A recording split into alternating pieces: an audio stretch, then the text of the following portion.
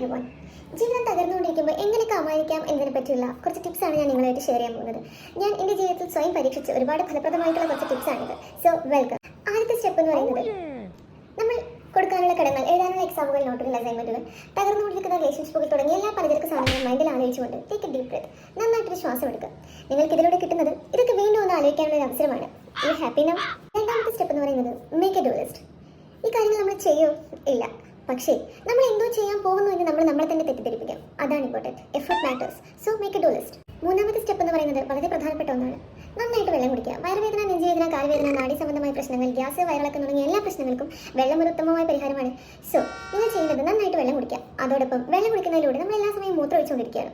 അതുകൊണ്ട് നമുക്ക് എന്തെങ്കിലും മറ്റു പ്രശ്നങ്ങൾ നേരിടാനോ അതിനെപ്പറ്റി ചിന്തിക്കാനോ നമുക്ക് അധികം സമയം കിട്ടില്ല. So drink enough water. ഇനി നാലാമത്തെ സ്റ്റെപ്പ് എന്ന് പറയുന്നത് നമുക്ക് ഒരിക്കലും ഒഴിച്ചുകൂടാൻ പാടില്ലാത്ത ഒരു സ്റ്റെപ്പാണ്. അതായത് എപ്പോഴും സോഷ്യൽ മീഡിയയിൽ കയറി നമ്മളെക്കാൾ നല്ല രീതിയിൽ ജീവിതം നയിച്ചുകൊണ്ടിരിക്കുന്ന ആളുകളുടെ Instagram reels, stories and post ഇതൊക്കെ നോക്കി നമ്മുടെ ജീവിതം നമ്മളെപ്പോഴും കമ്പയർ ചെയ്യാം. ഇതിലൂടെ നമ്മൾ എത്ര വൃത്തികെട്ട രീതിയിലാണ് ജീവിച്ചുകൊണ്ടിരിക്കുന്നത് നമ്മുടെ അവസ്ഥയിൽ നമുക്ക് മനസ്സിലാവും. ഈ ഒരു അവയർനെസ് നമ്മുടെ മൈൻഡിന് വളരെ നല്ലതാണ്. സോ എപ്പോഴും ഇടയ്ക്കിടയ്ക്ക് ഇത് ചെയ്യാൻ ശ്രമിക്കുക.